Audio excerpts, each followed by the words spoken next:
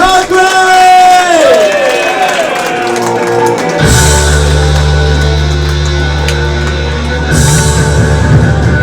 Rangers, fuck, this is going to be a good bit of fun, this. First of all, thanks very much for having me. I come from the north, so I don't come down to the south too often. I'm from Gawler. So first of all, it's just nice to be in a room with this many people and not having to give fucking evidence. And thank you so much for having me and giving me a fucking alibi as well. Alright, Ben, we got all that, Bubbles. I was here. If anyone had it, I was fucking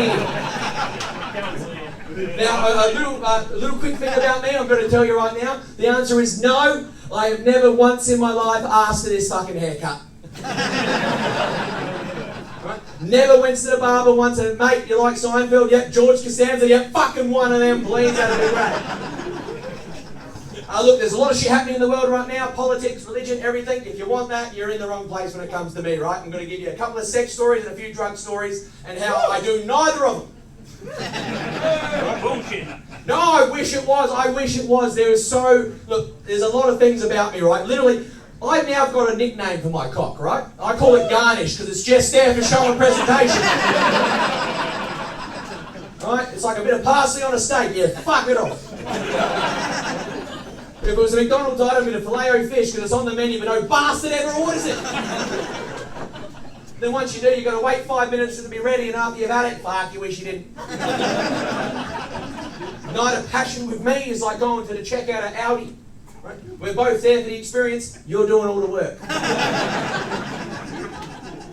This is about how it's going to get, because there's a lot of things. I have only just recently become very comfortable talking about intimacy and all this kind of stuff on stage, right? A lot of the stuff I'm about to tell you I should be embarrassed about. Not proud about it, but little known fact about me. I turned 39 in April. I've never had a missus, right? I've never been in an official relationship. A lot of that kind of stuff, it used to bother me, but now I just work really well as a sole trader. There's no other way to kind of really put that, right? I'm not proud about it. It does embarrass me, but a lot of it's my own fault, right? It's just never really came up, right? When I was young, when I was a kid, when everyone was having their first dates, my family were greyhound trainers, right? We've been in the greyhound industry for ages. So while people were dating, having teenagers, having their first dates, I was helping my mother with the pups, teaching them to walk on leads, helping my dad train the dogs, going to the track, doing all that kind of stuff. So while everyone was having their first dates, little like 12-year-old me, my favourite thing to do was just to go to Wendy's and watch the girls make hot dogs. I can crack it on pretty quick, dial up porn, fuck that. Because the first thing they do is they get the bun and they guide it onto the shaft. Then they twist and they turn it, take it off. What do? Sausage in the hole. Then they squirt sauce and mustard around the rim. I used to get 2, not because I was hungry, because closest thing I'll ever get to a threesome. And you can always tell the kind of girl you get at Wendy's, right? When you get the new person. By the way, a little disclaimer, I'm going to sweat like fuck up here. Right, don't worry about me, it's not a condition. I do. I sweat when I check the mail, so don't worry about me. But like it would, you can get one of the new people, right? One of the new girls at Wendy's, right? They're all a bit shy. They put it in nice and slow. Look at you, they're really nice and slow. Then you get the old birds who've been there for ages and they just fucking put it in. And then once in a while, you get a Wendy's hot dog Greek style. That's just when they turn the bun around and go from the other way. That's wonderful. I should be. All this is true, by the way. I wish I was making some of this up. I didn't know what a tampon was until I was 23. I always thought the tampon and the pad were the same thing, and it just kind of slapped them there, like those wristbands we used to have in the 90s, if anyone remembers that. The clitoris still confuses me. Now, don't get me wrong. I know where the clitoris is and roughly how to get there, but I also know where tail and bend is and roughly how to get there as well. Need a bit of help. The clitoris to me is like going to someone's house, brand new house for the first time, and you want to use their toilet, but you're embarrassed to ask where it is. I'm a 38-year-old man. I should know where the toilet is in every household, no matter what the layout is. But no, I just sit there staring up the hallway going, I know it's up there. I just don't know what door it is. So you've got 2 options. Then you can either just go up and start opening all the doors and hope they don't notice, or you can ask where it is. Little hint, just ask. So there is, like, don't get me wrong, being single isn't the worst thing in the world. It means there's no one there to bother you at night when you cry yourself to sleep. No, don't worry, that's just a joke. I don't cry myself to sleep. The tears keep me awake. I'm not proud about this, but I've got to the point now, I don't even have standards when it comes to women anymore. Right? I've got guidelines. Right? I've got 3 guidelines to be kind of romanceable in my eyes. And they are, number 1, you need to be a woman. Number 2, you need to be alive. Number 3, you need to be generally clean. You meet 2 out of those 3, we're on.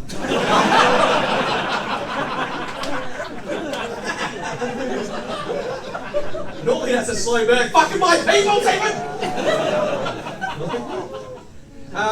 So, again, I don't have a heap of sex stories and that. I've got a few. There was one in particular. I'm sure I'm not the only one. I'm not going to ask for anyone, but I got cock blocked by my mother big time once. And I'm going to tell you guys, because I refuse to pay for therapy. Right? Again, confidence is a funny thing. Like, I can get up here and I'll tell you these stories. I'll tell you everything. But yet, when it comes to kind of talking to girls or anything like that, no, I'd rather snap my own neck. A little known fact, this is a true story, by the way.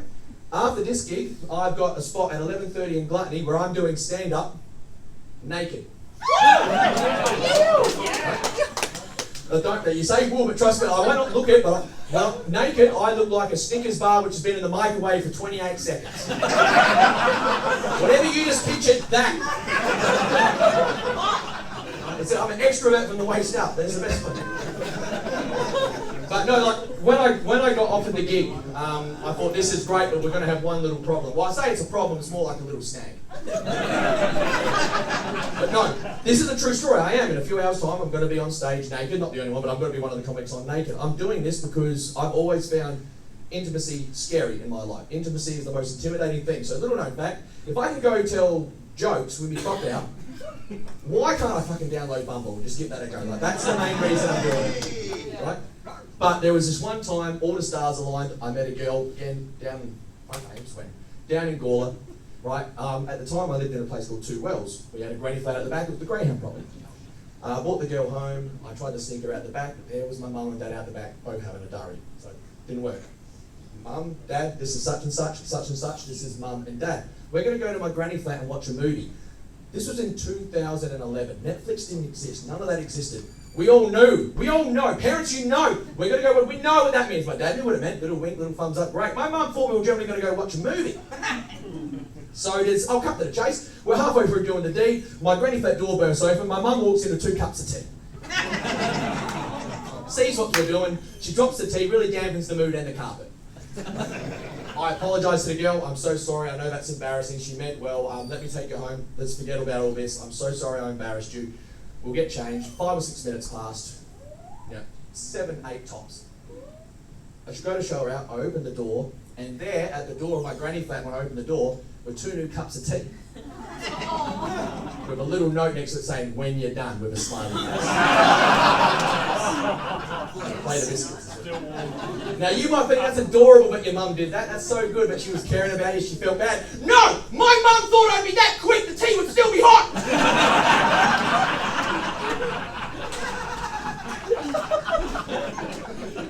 It was. Earl Grey, 2 sugars, quite milky, love it. But it's funny how all this stuff works. Like, I've got to do a lot of cool things in my life. Like, and it's got to the point now where I'm turning where I am, but I do need to change a few things. Like, again, I don't love how I look naked and stuff like that. I don't, which is why I'm confronting this. And there's certain things you can do. Like, you start going to the gym, you go jogging. Little secret, I'll tell you a little secret about jogging. Fucking sucks. And I don't know about you, but I watch a lot of crime shows. I know what happens to the joggers. They either find the dead body, or they are the dead body. So I'm not interested in that. And truth be told, I don't look after myself the best, right?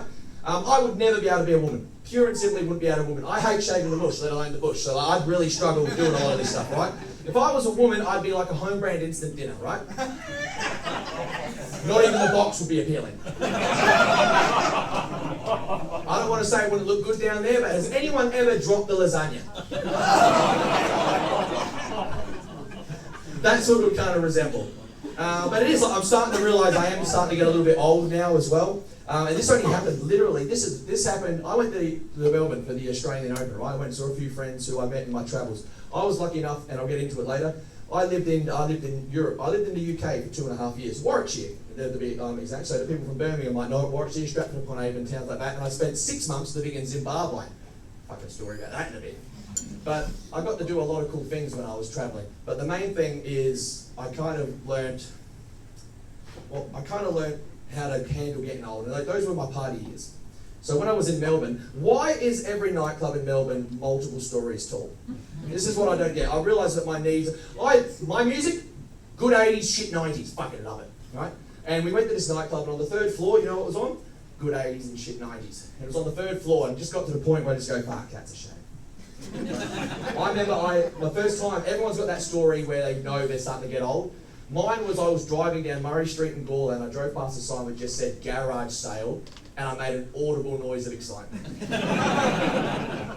In the car on my own, just went, oh, fuck. I fucking wish that was the starter mode, but no, that was me. But I've got to do a lot of cool things. Like I said I don't have any drug stories.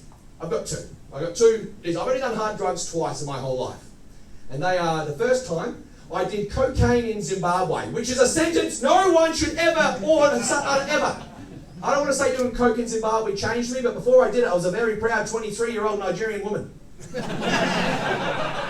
Did 3 lines at a house party, and this is what happened. But it is. I was at a house party with a couple I went over. We met in England, we went over to Africa. They invited me. Fucking amazing. Right? But they're passing around this little paper plate. Gets to me, no one around me. Right? There's 3 lines on there. Now, I don't know drug etiquette. I don't know what I'm doing. But my mother brought me up right. You're finishing late. So I've done all 3 lines, right? My friend Duncan has come over. And he's like, where are the other 2? And I went, what? What do you mean? He goes, where are the other 2? You know, I'm like, well, I didn't know what I was doing, Duncan. What's going to happen? He said, one thing. A lot. And he was right. As well, got to the point where, like, where are you going? Oh, I'm just going to go run around the planet twice, bench press that building. I'll be back in 40 seconds. See you later. And the other one I have done mushrooms in Amsterdam. Now, this is a PSA. If you've done mushrooms, fucking do it. If you haven't, do them. They're fucking amazing, right? I remember when I went to Amsterdam. Now, first of all, if you take away what Amsterdam's famous for, it's pretty cool. You add what it's famous for, it's fucking very cool. It got to the point, and again, tackling this intimacy thing. There was 4 of us there. We went to the red light district. We just did laps like it's a NASCAR race, right? And we all picked a girl each. And it got to the point where we went, okay, here we go, hands in, let's go. Right? And I kind of everyone went down. I tiptoed to my window while the others 3 were all going in. I kind of went, oh yeah, see you later. They all went in, and I kind of, no, there we go, backed out. Right? When they all came out, they said, oh, I thought you're already done. Oh yeah, man, I was like 2 minutes. Went in there, she brushed against my thigh, did a cum, like that was fucking great. I was like, that's what I mean. I'd rather do that than actually go through with the deed. I don't know why, but it did. It got to the point, I went, oh, you know what, I'm just going to go get high. So I went to a convenience store. How strong do you want? 1 to 5. 1's the weakest, 5 is the strongest. Give us 2 1s, right? I had a 1, not much. Had a second 1, oh yeah, that half cup feeling. Went back the next day, give us 2 5s. I had a 5. Nothing happened. About 40 minutes went past. Had the second 5. Now you might think 5 and 5 equals 10. I can't tell you what 5 and 5 equals because I couldn't do basic fucking maths. I don't know where I was, but I'll tell you where I wasn't. Earth! I've done some bloody cool things in my life, right? I have done some really, really cool things. Right, I've been to over 20 countries. I took a one-man theatre show to Edinburgh, right? I've bungee jumped in Zambia. I've dove with crocodiles in the Zambezi River. I've street lubed in New Zealand. I'm a pretty average bloke, but fuck, I've done some above average things. But I don't think I've ever been as happy as this 4.5-minute video my friends got of me just staring at my reflection in a puddle. Biggest smile on my face, pure ecstasy. But it got to the point, we went back to the hostel we're all staying at. Again, there was 4 of us. And the TV was there. I turned the TV on. 2014 was the year. You know what was on? You wouldn't believe it. Steve Irwin, the Crocodile Hunter. Right, and I sat down and I watched multiple episodes of this. It was like a little rerun. I vividly remember the main story. There was a female croc, she was pregnant, she got in a scuffle, got bitten on the leg. They wanted to save her, save the leg, before it gets infected, save the children, save the babies. Right? And yet, B plot, C plot, D plot, all this stuff. I vividly remember watching this till I dozed off.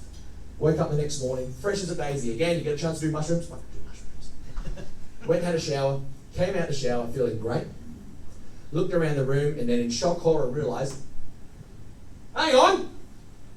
There's no fucking TV in this room! People, when they get high, they have out-of-body experiences. They talk to loved ones past, loved ones who never existed, right? I watched 6 episodes of an old Australian TV show and fell asleep. And I've been trying to get that same high again because fuck, I miss Cheese TV. One more little story for you. Actually, I met him when I was literally, fuck it, I'm going to tell him. Kane's his name, fuck him. I've got a mate my age who got circumcised in November last year, right? And the reason he got circumcised is, and I quote when he told me the story, he had an absurd amount of foreskin. Now, I don't know what makes an absurd amount of foreskin, but my first picture was just a guy wearing a Legionnaires hat backwards. Like an apprentice baker making their first lot of Kranskis, and they've got the sausage to dough ratio all wrong. So I was intrigued. Most people would just leave it at that, but no, tell me everything, Kane. I promise I won't tell anyone. Right? He goes, well, my wife and I were trying to have a child, right? And we are trying to conceive, and there's no easy way to put it. Nothing was getting through. The keeper was working really well, right? It was an easy way to be. You know how a George Foreman grill works? It was like that. It was like a lacrosse racket. His head wasn't sticking through the hoodie. That's the only way to put it. Right? So his wife, who works as a midwife, was owed a favour by the urologist, I believe. So he did a house call. Right? And what happened? Well, he came down, knocked on the door, right? We walked in, introduced, put the kettle on, had a cup of tea. Now, I made it very clear, love me a cup of tea. Can't concentrate on that cover when you know there's a guy there to renovate your downstairs pergola, right? So I said, what happened? He strips off, he lays on the couch, butt naked, gets a painkiller injection, and they put this band around the top of it, right? So it probably looks like a poorly bloomed flower, I don't know, right? You wait 20 minutes for it to go numb, you get your little, he gets his little device, snip it off, right? So, well, what did you do in the 20 minutes while you were waiting? Well, I had to just lay there, I couldn't move. What did they do, the wife and the urologist? Well, he helped my wife move in our new fridge. That's got to be one of the most emasculating feelings I think you can ever get. But eventually it happened, they cut it off, right? I said, did it hurt? He goes, not till everything worn off, and it hurt a lot. And I asked the question, which I hope I'm not the only one wondering, what'd you do with it? You know, we just threw it away. I said, that's a fucking waste, isn't it? People keep the umbilical cords, people freeze the placenta. You could have kept that if I could garnish a cocktail with it. I don't know. Then you threw it in the bin like it was sitting there like a piece of rejected salt and pepper squid. I hope someone had that, but I really do. Just before I head off, generally thanks a lot for all this. Thanks for coming out, thanks for taking a punt and all that. There's so much on at this time of year as well. It's really great to just see all the support and that as well. So thank you very much for your energy. This is just from everyone you see up here tonight. I'm going to give you a thanks as well. That's a personal one.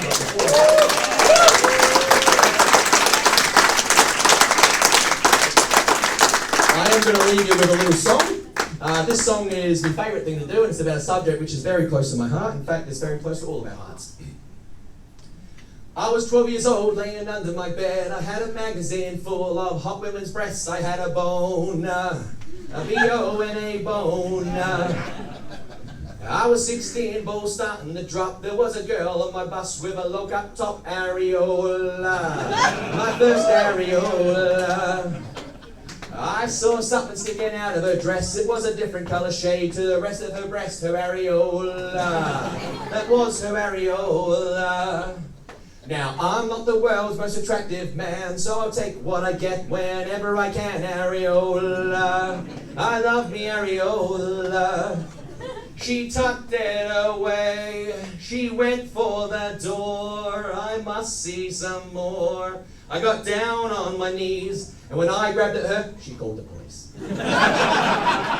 Since that day I've been locked away in the prison showers. I get my fill of areola. Areola. So what if it belongs to the other guys? I'm not the kind of man who criticize areola. Areola's areola. La la la la la la. Thank you so much, Seaford. Legend.